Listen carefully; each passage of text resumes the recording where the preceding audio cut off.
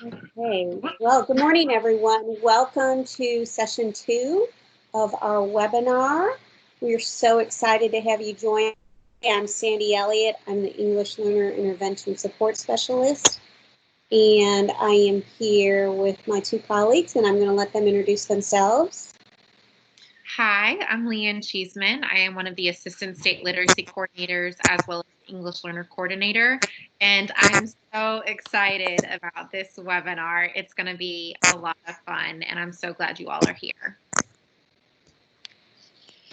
Good morning, I'm Melissa Banks. I am the Instructional Technology Specialist here at MDE, and I'm just providing a little bit of tech support along the way. Okay, so we're so excited to have everyone here today. Today we're going to talk about virtual field trips, providing equitable, engaging experiences. And I have placed in the chat, Melissa, if you'll go ahead and go on to the next slide, but I have placed in the chat the link to the sign-in sheet, and hopefully I have all the glitches worked out from last time. And we have everything set to go. You should be able to sign in on that. I am going to provide that also at the end of the session because I know we do still have some people joining the meeting, and we want to make sure everyone who is looking to earn CEUs gets that opportunity to sign in on the sheet. And the sheet will be open until about 12:30 today. Okay, so just some session norms. If you could please make sure that your computer is muted unless you're speaking to the entire group. We've already talked about the sign-in sheet, and then you can add any questions or comments to the chat, and we'll make sure we share those with everyone to get all questions answered. And anything that you share that you'd like everyone else to know about, we'll make sure we share that too. Okay, so then the next slide talks about our vision and our mission. We do like to begin each of our sessions with that. Our vision at the Department of Education is to create a world-class educational system that gives students the knowledge and skills to be successful in college and the workforce and to flourish as parents and citizens. And our mission is to provide leadership through the development of policy and accountability systems so that all students are prepared to compete in the global community. On the next slide, we talk about our 6 State Board of Education goals. And notice that in the goals, we talk about every school, every teacher, every district, and every student. So that's really important to us that we are really serving all students and all members of our community, of our educational community, and providing services in an equitable and engaging way. So today, hopefully, what we're going to share with you today will be very beneficial to you. We're excited about all the information. If we look at the next slide, we are just kind of briefly go over the goals. We are going to go through the benefits of the field trip experience, specifically towards English learners. Learn how to plan a successful virtual field trip. And when we talk about that virtual field trip, we're not only talking about using it during distance learning, but also using it in our classrooms.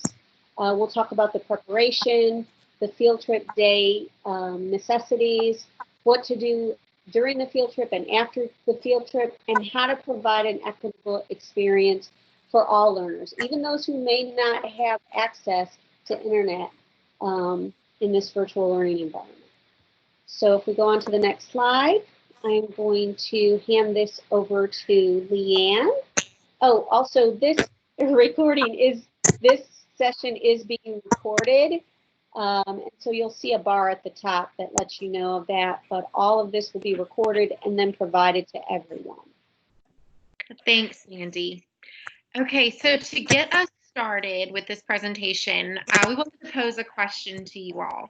So when you hear the phrase virtual field trip, what is the first word that comes to mind? So on the page right here, QR code. So you can onto the phone conference. It'll show up there. 601-214-2702. And that, and it will take you to the poll page Or Okay. you can go to menti.com and use that code 402127. Or you can click the link that Sandy added in the chat and it will send you to that poll. And so if you will please take a second to either scan the QR code, go to menti.com and add that code, or click the poll. We would love to see what you think, what thoughts come to mind when you hear the phrase virtual field trip. And so we'll give everyone a second to get there and add their responses, and then Melissa will switch over to see the responses.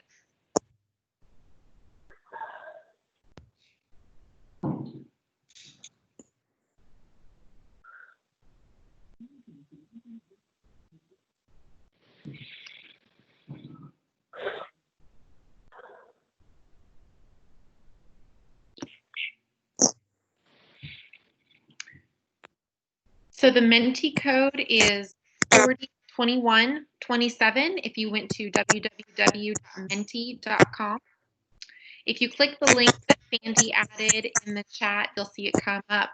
Okay, so we've got a lot of words that are popping up. And so some responses I see: fun, computer, distance, engaging, unusual, Google Earth, captions, cultural connections.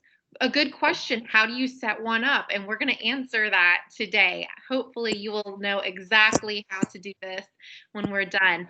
Boring, and I see museums, I see 3D. So we have some different experiences. Thank you, Melissa, for refreshing that.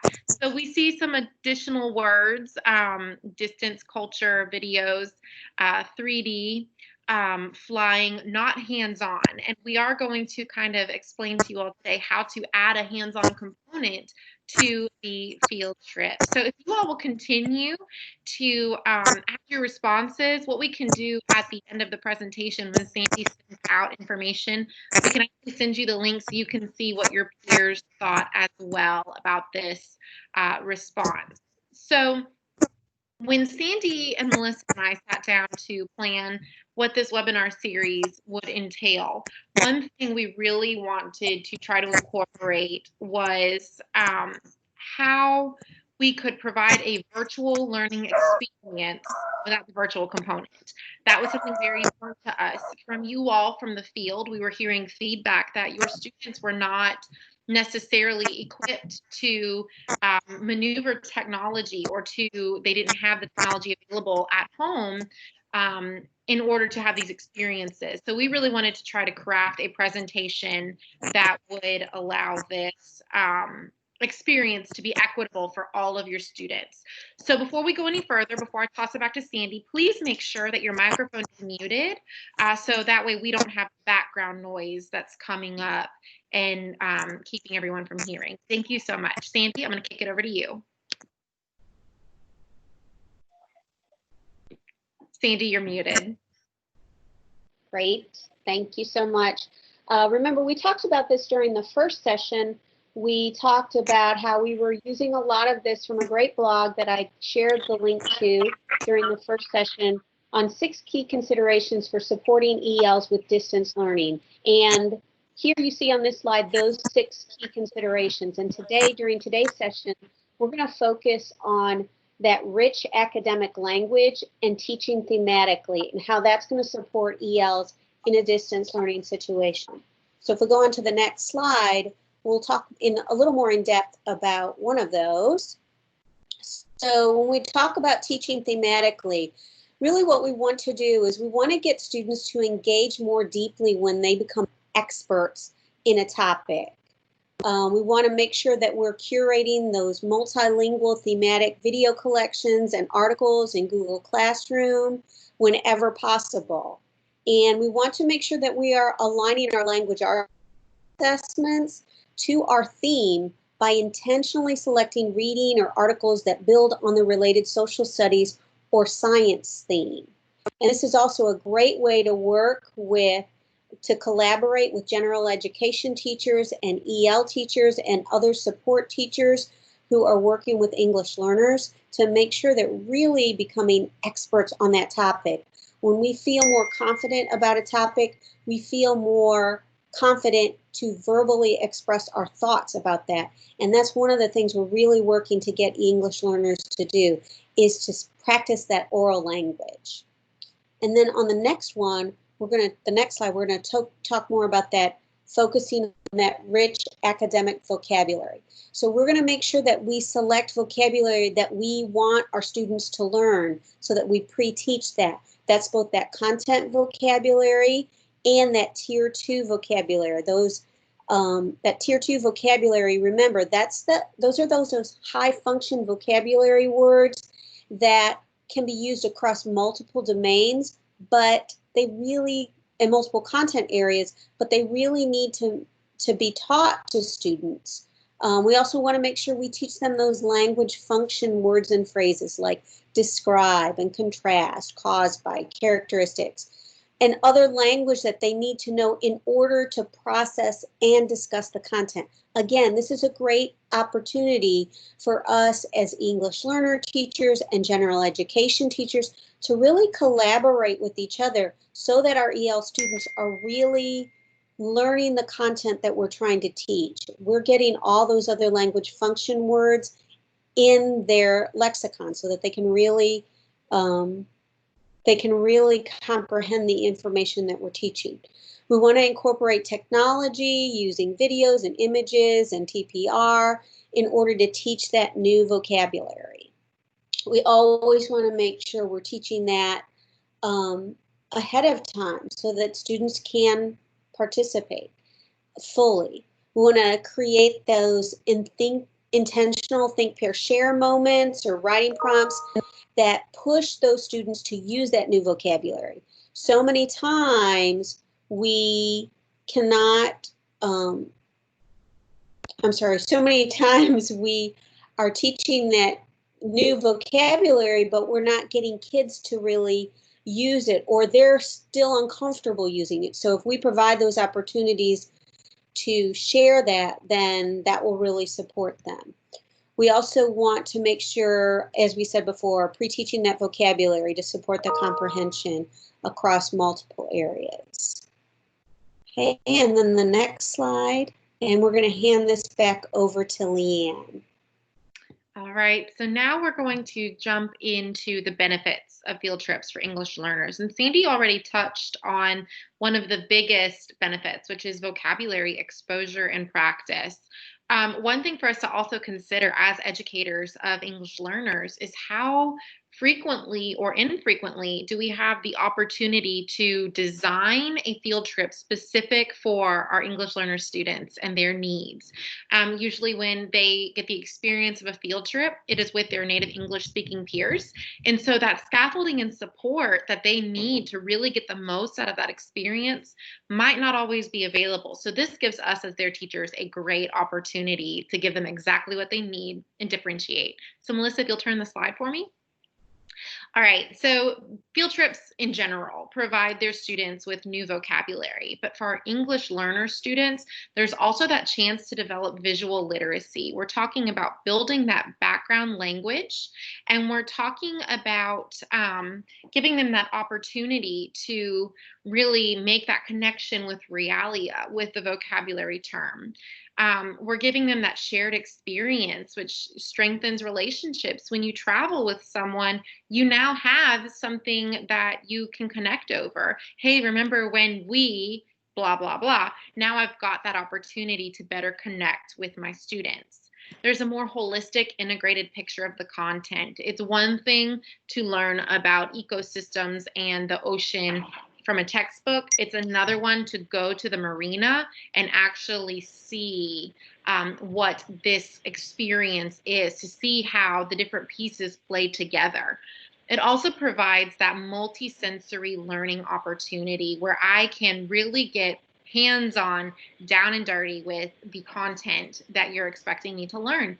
And we know students are able to learn in different modalities, right? Not everyone is a single modality learner. And so for our kinesthetic learners, we're going to share some great ideas on how to engage them, even though we're talking about virtual field trips.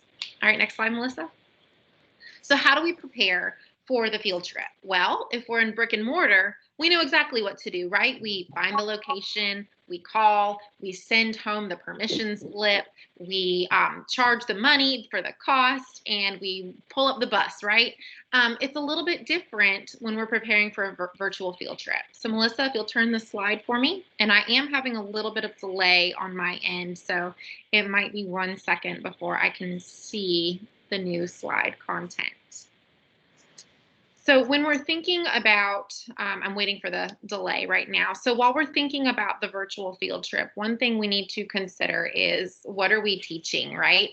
We want to make sure we're tying the information of whatever our virtual field trip is into the concept or the unit that our students have been studying. And we want to make sure we introduce the field trip. Now, a benefit of a virtual field trip is I am not locked in to the 40-mile radius from my school to give them that experience. I literally have the entire world and then some, right? I can even go into space. I've got everything at my fingertips that I can pull in. So all of a sudden in science, when we're studying about the planets, we can actually go and look at pictures of the planets, or we can explore space or watch a video of a rocket launching.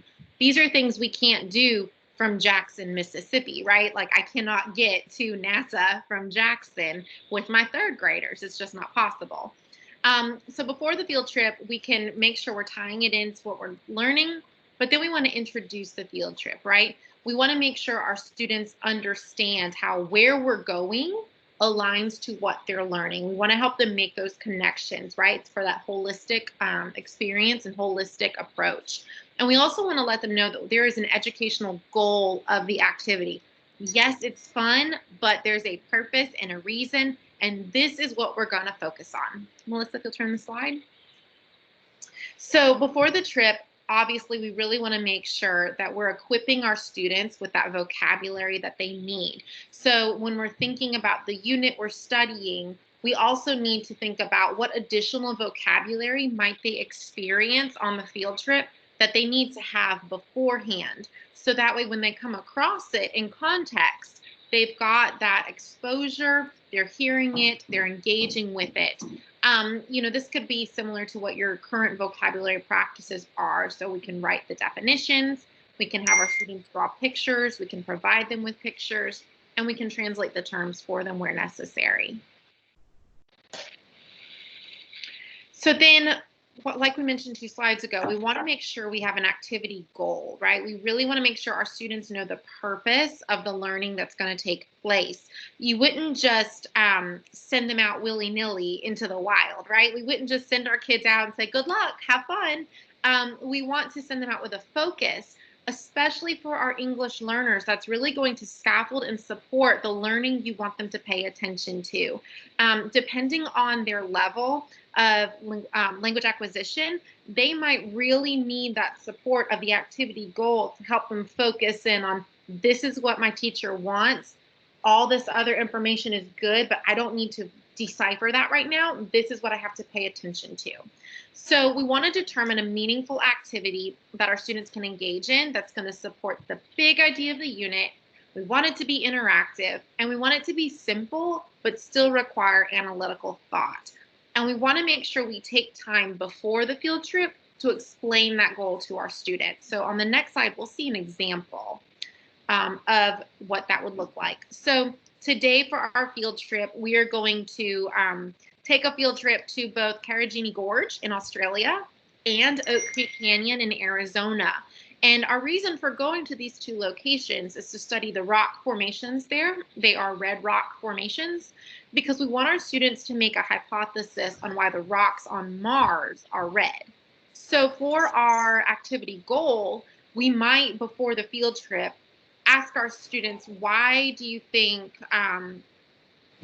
the rocks are red? And what do you think that the red rocks at Carragini Gorge and Oak Creek Canyon can tell us about the rocks on Mars? Let's make that connection. Let's focus in. We're going to see a lot at both locations, but I really want you listening for and looking for clues that will support the understanding that what are we looking for with the connection here, right, between Earth and Mars rocks?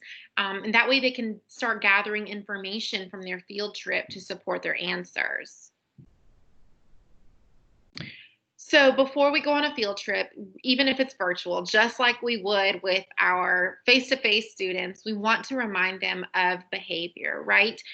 Because even though it's still from the computer screen, we need to remind them of that virtual etiquette that we talked about last week in the presentation. So there might even be special rules for engaging with the virtual environment.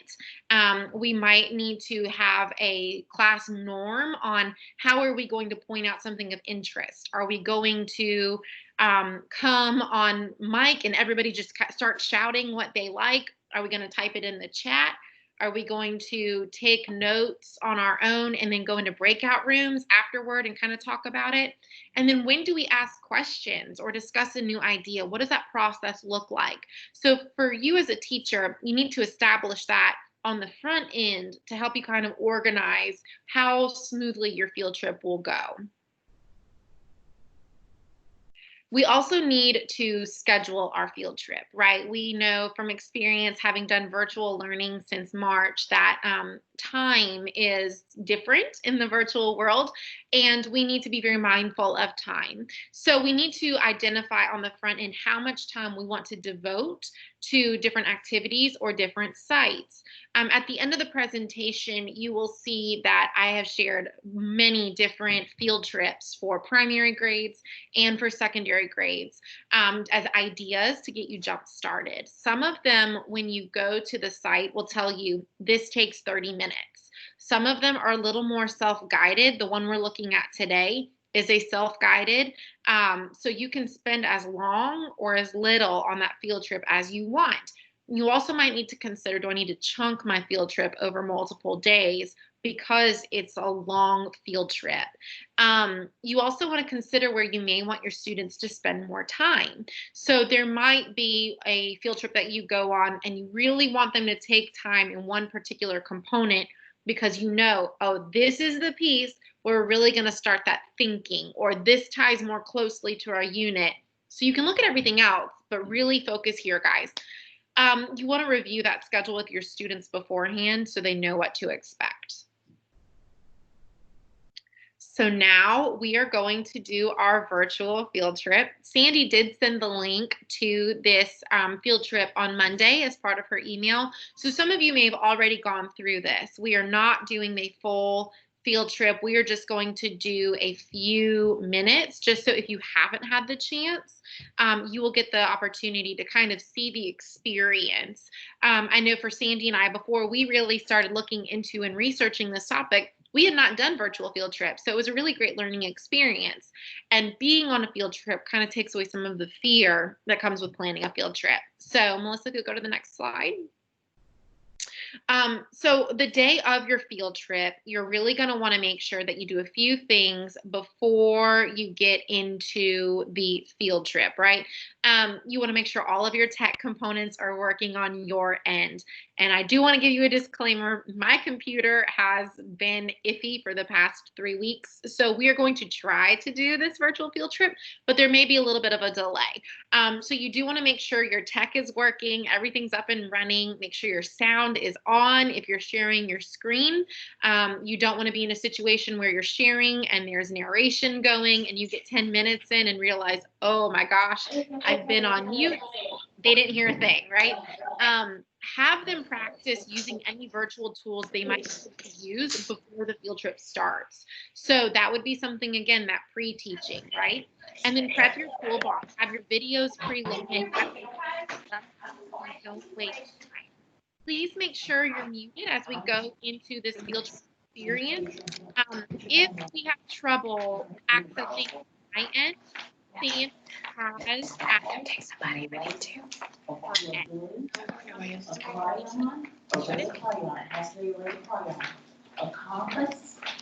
So we are getting a lot of background noise. So if everyone could please make sure that their computer or device is muted, that would be really helpful. Thank you. All right. So Sandy, can you see my screen?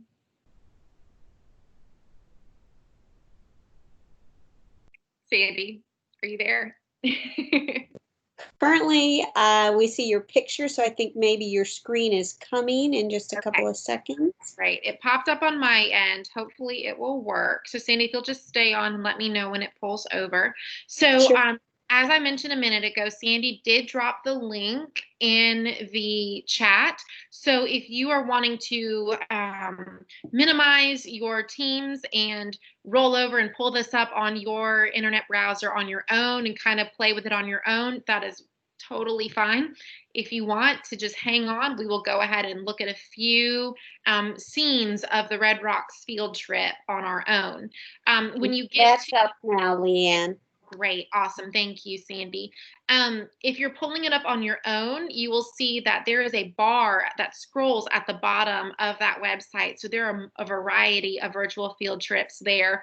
If you're wanting to just kind of go off and explore on your own right now instead of staying with us. But if you're staying with us, we are at Red Rocks. And here is our launch page for our field trip. And so here you see that they are giving a very similar lesson activity or lesson goal to what we gave our students. And so we will start the lesson. And hopefully the internet will work. Okay, so here we see that we are taken to, and I'm not touching anything, it's moving on its own. We are on Mars. And this is a really great scene because our kids obviously have never been to Mars, right? We've never been to Mars. So this gives us the opportunity to feel like we are there. One thing I love about this site in particular is the quality of the video and the quality of the visuals that they provide. So here, the perspective that we're seeing, it really does feel like we are standing on Mars. We get that experience.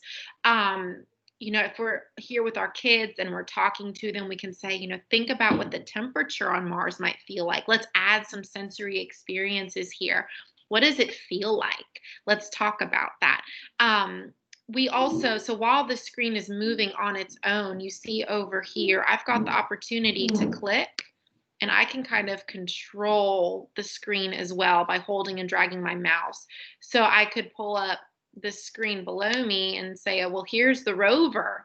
And this is the tool that's helping us get the pictures of Mars. So once we've had time to talk about and set the scenario of where we are, we could click next and move forward. So you're seeing that over here on the left, I'm getting a lot of direction. As the teacher, I would want to make sure that I've done this full experience before I put my kids on it or go through it with my kids. What this is basically telling me is how to use the interface of this site. So I can have a notes page pop up. So maybe I want to encourage my kids to do that. I can have where it saves where I am if we're going to come back at a later date, because this is a long field trip. We might want to save and then come back so we don't have to go through the whole program again. So here is a quick video opening, which will just do a few seconds. Mars is called the Red Planet. Even as early people looked out into the night sky, they called it the Red One. But why is it red? To answer that question, we would need to send humans or robots to explore the planet. So there's this great introductory video which sets the premise of the entire project and of the entire field trip. And we are going to, obviously with our kids, we would watch the entire thing, right? We would take them all the way through. And then that sets the foundation that aligns with our activity goal. And so we would then click next. And so now we are at a scene where the video has told us there are two locations on Earth that geologists use to help them better understand Mars, right? Because they are red rock locations. Here again, I can manipulate the map. We can talk about here's the United States. We're about right in this little piece right here. And if we came over to Arizona, we'd be in Oak Creek Canyon. If we got an airplane and we flew across the world, we could get into Australia, and we would visit Carragini Gorge. So we can go ahead and start we'll start in Arizona, and we're just going to do a few scenes here, and then I will switch it back over to the PowerPoint. But I want you all to kind of get a sample of the different tools that are available. So here we are in Oak Creek Canyon in Arizona. And again, we have a 360-degree view. I don't know about you all, but I absolutely love the 360 view as a tool. To me, this is so much more engaging as a participant because I can really start to feel like I'm in this location. Yes, there's a screen there, but all of a sudden, oh man, this looks real. So we can have our kids, what do you notice? Let's see what we are, what are we seeing? Oh, well, if I look down at my feet, I'm seeing flat red rocks. I'm seeing some algae. I'm seeing water. If I look up, I notice these tall canyon walls. I see this beautiful blue sky, and I notice that the rocks are red. So we really want them to use this opportunity to talk about what they see. This will be a great time to engage them. All right, guys, what do you see? Let me hear your vocabulary. Let's engage with the environment here, really. Let's practice using that vocabulary with one another. So now we would click that next, and it would give us a little video that pops out. And from that, we would watch the video. The geologist gives us a little bit of information about Oak Creek Canyon and what's so magnificent about it. And then we move forward. And so here, what I love about this website is there is an actual tool for them to write down their observations. This website is very interactive in that it allows the participants to do check their understanding at multiple points. There are checkpoints. This website's very interactive in giving feedback as well. So Melissa, I'm going to stop sharing my screen. If you want to pull back up the PowerPoint, I think that gave us enough of a little view that we've had that taste of the field trip. Again, I would encourage you to explore this website. The vocabulary on this website is very advanced. However, there's research that's come out recently that says using complex text and using that exposure to complex language is actually a better support for our English learners, right, than watering it down with simple sentences. So we would want to make sure we really pay attention to whatever vocabulary scaffolding we would need. However, I do encourage you to look at, hey, would this be something I could use with lower grades as well? This has probably been one of my favorite resources that I have found for science virtual field trips, especially with regard to geology and archaeology. So we will go ahead to the next slide. Okay, Leanne, before we do that, we're getting a lot of great comments in the chat. People are loving this. They're loving the connection with vocabulary and language, and they're loving the virtual field trip in general. We do have one kind of question that maybe we can address, and that's related to how do we get all of our teachers, especially some of those secondary teachers who might not be on board. We get a lot of those science teachers who are, and social studies teachers may find it very useful, but how do we get everybody really to buy into it? So maybe we can talk about collaboration and partnering within teams a bit, or other thoughts that you have. Yeah, for sure. So one thought that immediately came to mind as you're asking that question is I'm thinking back to the high school specific training that we did back in January, February, where we were really encouraging, so maybe some of you all were there, and we were really encouraging our teachers of ELs to continue to plan and share these resources with those gen ed teachers or those content specific teachers. I think a benefit to share with your content area teachers is that while there's a little bit of planning on the front end, it really does take a lot of the work out, right? And this is a way to engage your students. I'm thinking as we're moving forward into the 2020-2021 school year, there's still such a big question mark for so many people. What is that going to look like?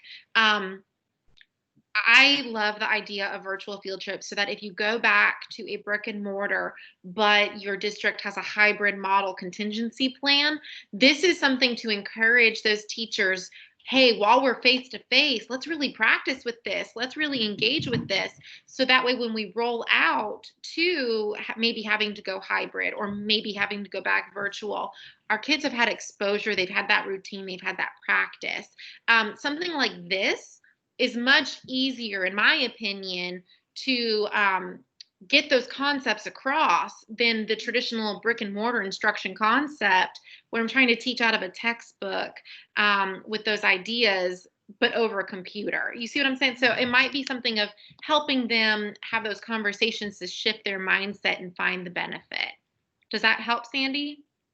I think so. Yeah, I just wanted to also share some thoughts from Crystal in Gulfport, and she's really talking about how to expand those good conversations more, just as specifically on this one.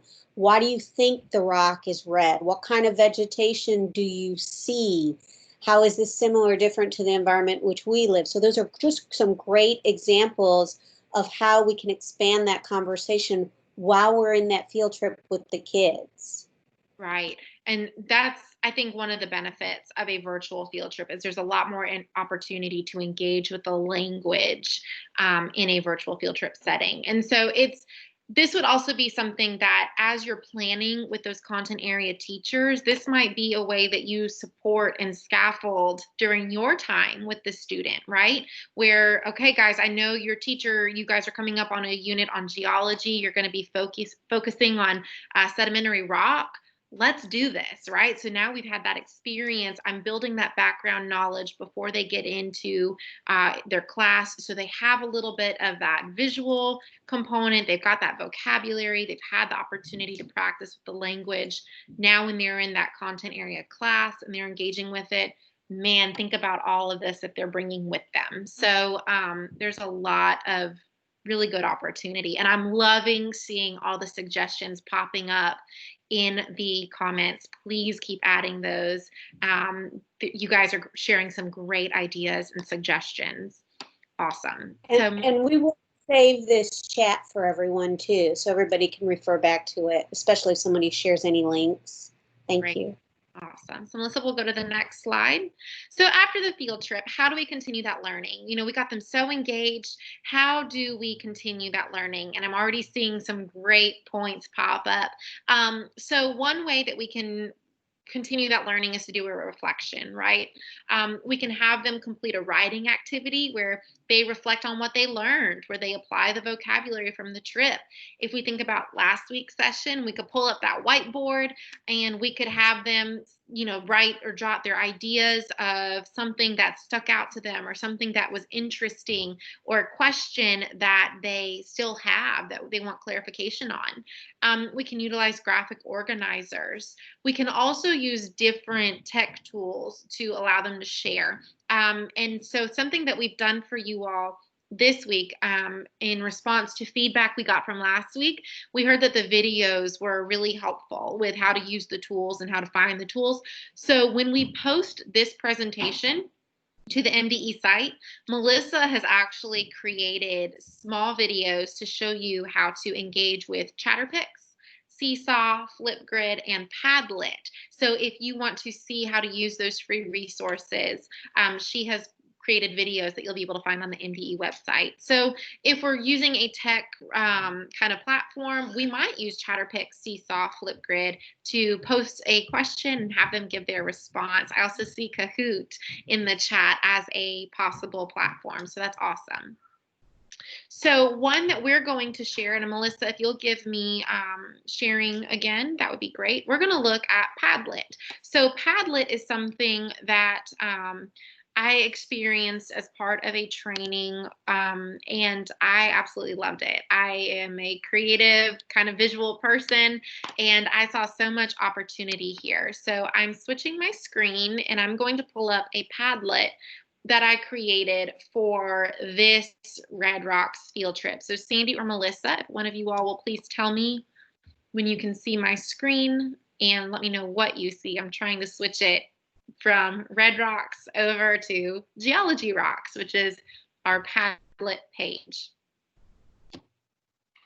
So if you're not familiar with Padlet, while this is transitioning, Padlet is a platform that allows you to interact with others on a similar topic. It is, if you're familiar with Pinterest, I liken it to Pinterest. It's a place to collect or share.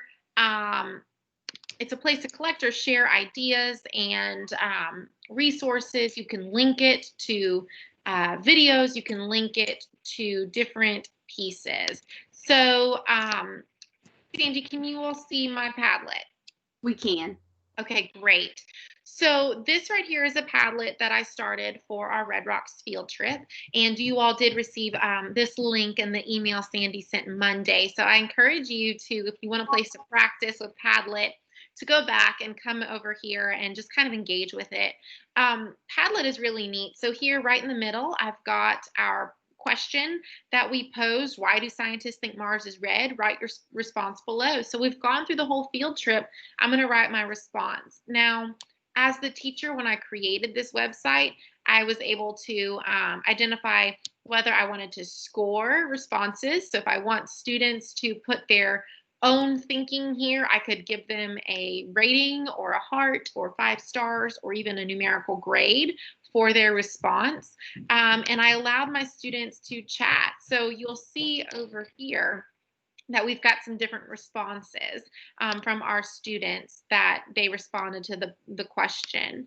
I also built little vocabulary cards over here. So these are not all of the vocabulary words we engaged with.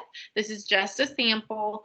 But I was able to put the word, the definition, and a picture. I could encourage students, hey, go on to oxidize and add another picture, which helps you remember the meaning. And they can, in the chat, they can add or drop a picture that they found online that helped them with the meaning.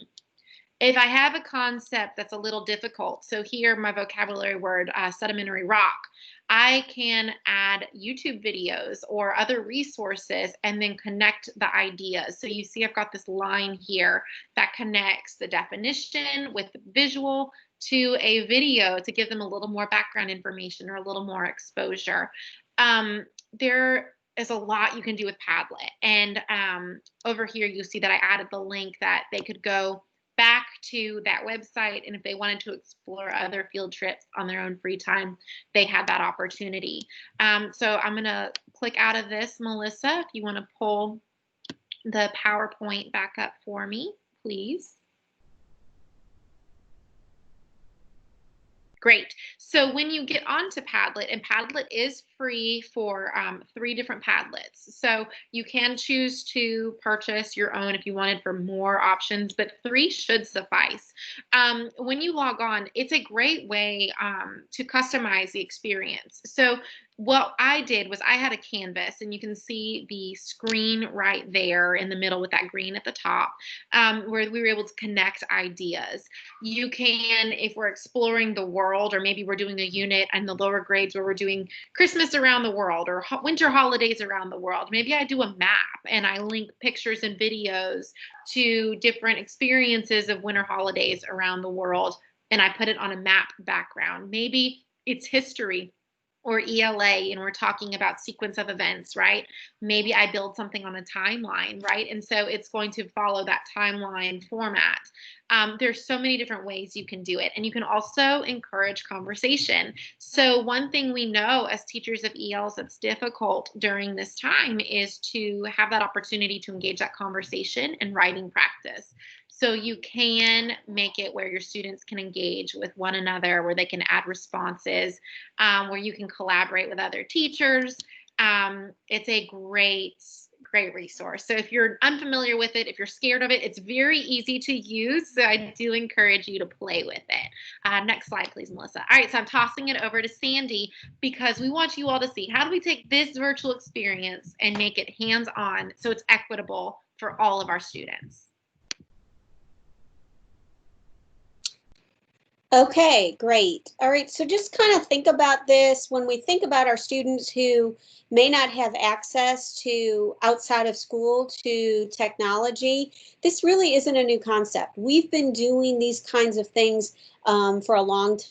We've done things like have the class pet babysitter for the weekend or over a vacation. I know I've had many students do that. We've had reading buddies. I used to have a book bag buddy where I sent home a stuffed animal, a book, and a journal, and my students would take that home every day, and they'd alternate, and everybody would share with it. So this is really not such a new concept. We can look, however, at some subscription kits to see what are the kinds of things we might want to include in our virtual field trip bags. Okay, and then the next slide, Melissa. So we're going to look at just some things. So we have added in, we've just used a simple Ziploc bag. The gallon size are larger. Those are really simple. They're inexpensive. They're something we can easily replace if something gets lost or torn. We can include age-appropriate books that help students to build that background knowledge. And with that, we want to make sure that we're including multiple types of books related to the topic. We can include vocabulary cards with pictures and Realia related to the topic, and any activity sheets that you think students might need for building that content knowledge or recording thoughts and reflections.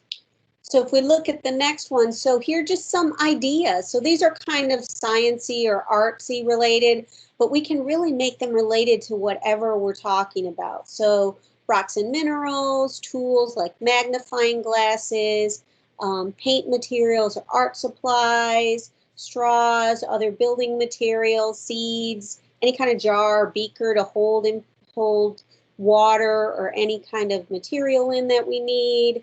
So again, looking to those subscription mail kits for more ideas. We don't necessarily have to subscribe to them, but we can definitely get ideas from them.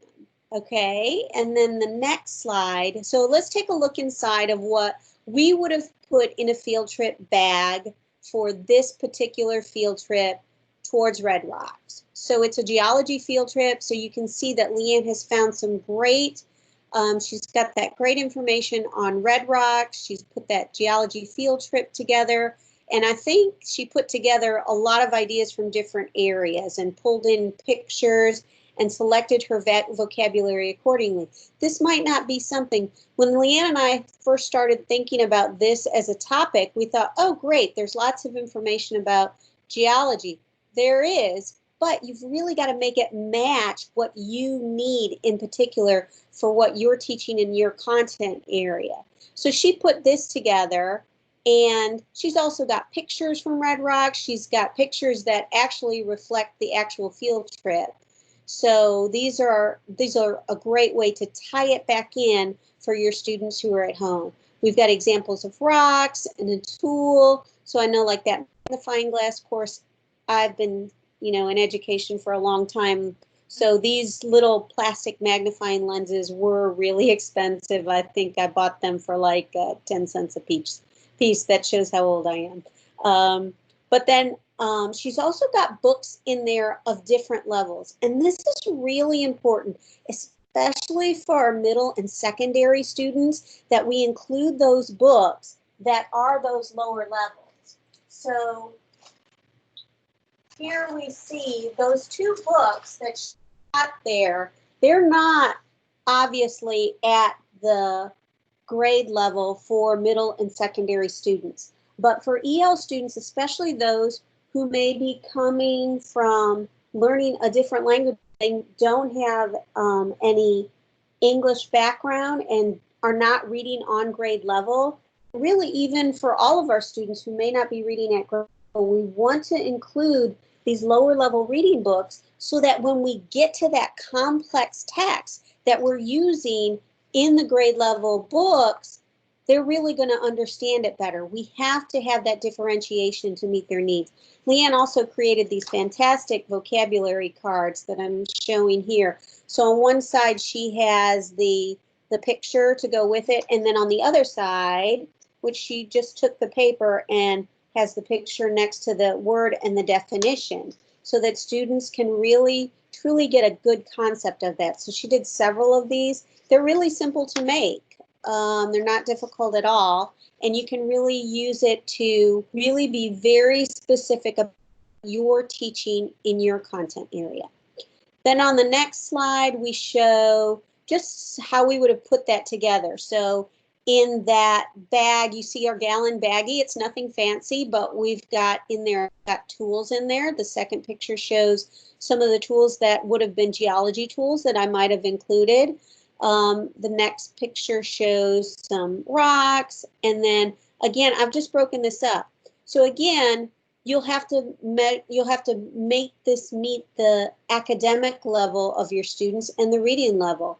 So I have some booklets there that are printable booklets that are very simple but get the concepts across, and then some more complex reading level from, this was I think from ReadWorks. So, and then depending on where I'm going with that or the interest of the kids, I have a book on the treasures of the La Brea tar pits.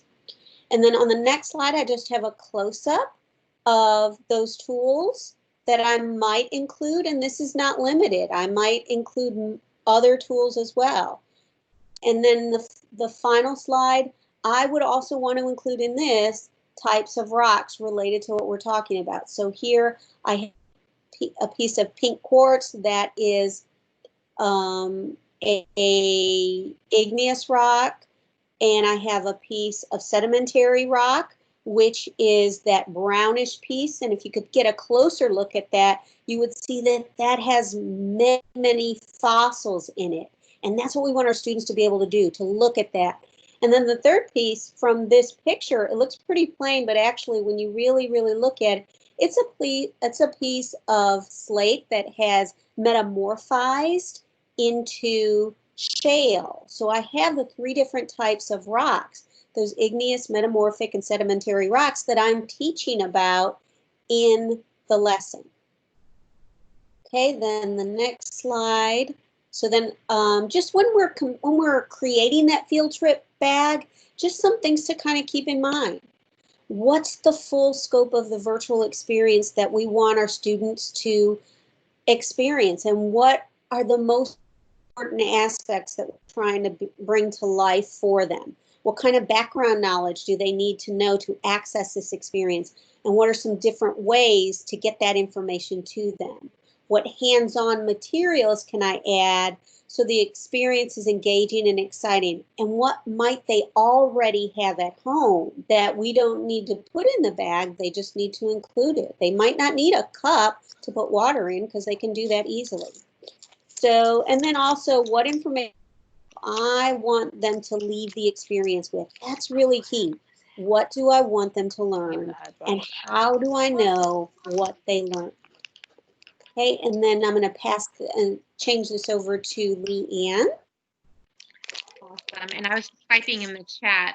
So with this bag in particular, you know, as Sandy mentioned, think about what the students have available, right? So in addition to the rocks that we put in that we specifically want them to look at because it aligns to the virtual experience, maybe we encourage them, go outside and find your own rocks. What are the comparisons? Why do you think your rocks are different? To kind of continue that learning.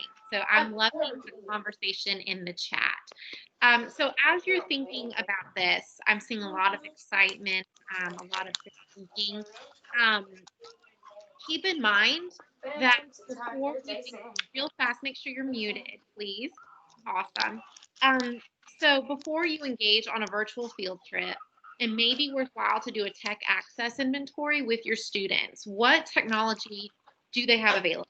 Is it a cell phone? Is it they've got Wi-Fi at the house, or they can get to a free Wi-Fi location and they have the equipment and the resources to engage? Or is it that they've got no tech at home at all that they can use, and we really have to do, we really want to do, you know, that build up those bags as much as possible, right? So make sure you do that tech inventory, because that will really help you identify what maybe needs to go in the bag or what doesn't need to go in the bag. It does take extra creativity, extra research, and extra planning on the front end. You're really going to want to make sure you're aligning the bag and the virtual experience as tightly as possible because you want it to be as equitable as possible, right? So you might have to think outside the box. Talk to your colleagues. Hey, this is what I'm trying to do. What's a good thought? What's a good suggestion? Sandy and I and Melissa had a lot of back and forth in building these. I think Sandy and I went through maybe 4 different field trip ideas before we settled on this, right? As, oh man, and then we could throw this in. Oh yeah, and I've got this. Look around you at what you have available in your classrooms. You know, think about what your partner teachers have in their classrooms that are stuffed in a storage closet that they would allow you to use and add to these bags. Field trip bags can be reused with only a few pieces replaced. So with the Red Rocks field trip bag, we created a pamphlet on Red Rocks, both for Carragini Gorge and for Oak Creek Canyon.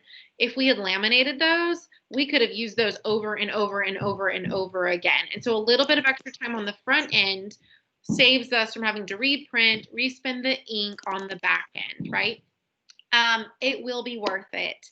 We all are seeing in the chat just the opportunities that this provides our students with for exposure, for building background knowledge, for building content, and for engaging with their vocabulary. So it will definitely be worth it. And Sandy and I want to encourage you, if you need a thought partner, reach out to us, right? We would love to bounce ideas with you about this would be a great way or great resource to add to the bag, or hey, have you thought about this?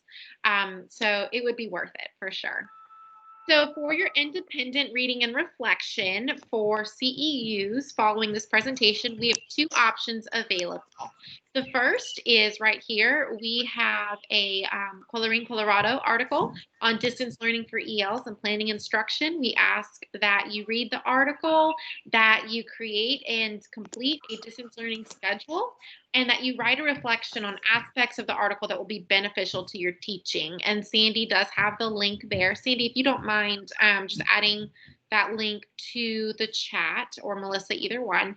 And we will have this posted and send these directions out again following the webinar. So if you don't get all the information on the activity right now, you will get it before the close of the day today. Option 2 is find a virtual field trip experience that is appropriate for the grades and the content you teach. Complete the field trip because that's super important. Make sure you have been all the way through the field trip before you say, okay, this is a great one for my kids. And then identify and start thinking about what would a field trip bag be like for that same experience. And then submit your reflection to that same link. And on that, include the link to the original virtual field trip as well as your field trip bag outline. Now the outline could just be in my bag. I'll have bullet, bullet, bullet, bullet, bullet. But this would be a great way for us to share ideas with one another and really create that PLC environment, especially as we see so many of us are excited about this as a learning opportunity for our kids. Independent practice items are due by close of business, July 1st, 2020. That is the day of our last webinar in this series, and that is the day that we will be submitting everything for CEUs. And then again, same link for uploading your assignments. If you are having trouble with uploading your assignments, please email Sandy. Her email is selliott@mdek12.org. So also on this website, which we will be posting and which will be sent out, the very last few slides, I have compiled a list of different field trip experiences that you might want to look at. So if you teach the primary grades, here are a variety of links. These are not all, there are so many out there. And here are some for secondary. And you'll see that I put icons next to them to show whether it's something that students can access from an iPhone, whether it's something that's on YouTube, whether there's an app that they can download. So that way you can kind of think about, okay, how can my kids engage with this link? So here are the resources we use for the presentation. We encourage you to go check them out. Also, we will have the links for the videos on how to use Seesaw, Flipgrid, Chatterpix, and Padlet that will walk you through how to set up those tools and engage with those tools if you're wanting that individualized instruction. Leanne, just a reminder, I have placed the link for the sign-in sheet. If there's anyone who did not get signed in, please make sure if you need CEUs to please sign in on that sign-in sheet. If you don't need CEUs, you're fine. And I am working on getting that article posted. Awesome. Thank you all so much for attending today. Melissa, if you'll go to that last slide.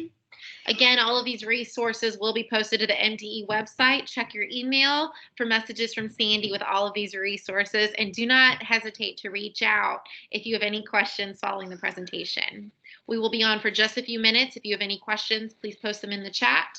Otherwise, we hope to see you next Wednesday. Have a great day. Thanks, everyone. And just a reminder, if you hover over your screen and where you see the telephone, looks like a telephone in red, that's the hang up, so you can leave the webinar.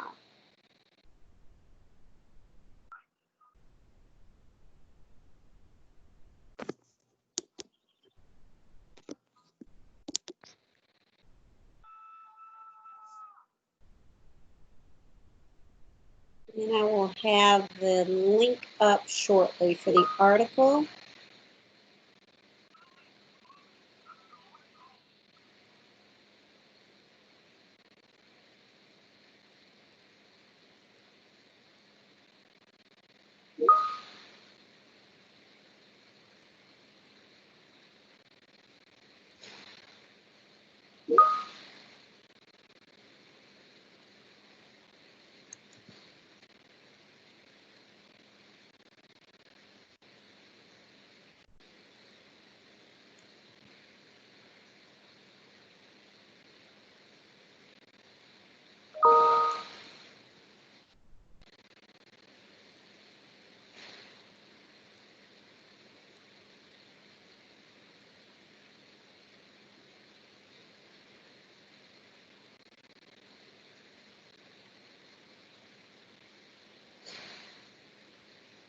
And the link is in there. It's rather large, but it's in there.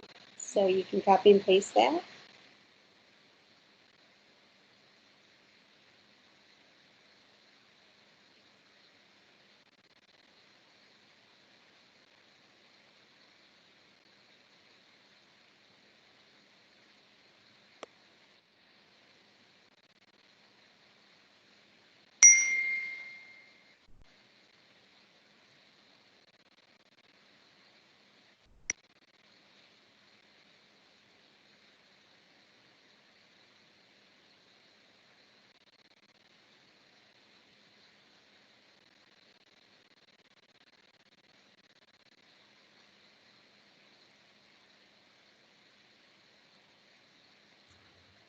All right, everyone, if there are no more questions, we're going to begin manually closing down the room.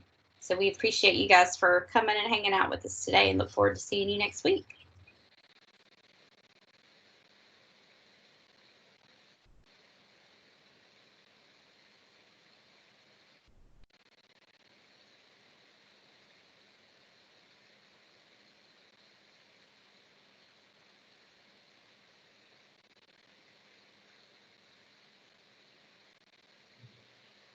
Okay,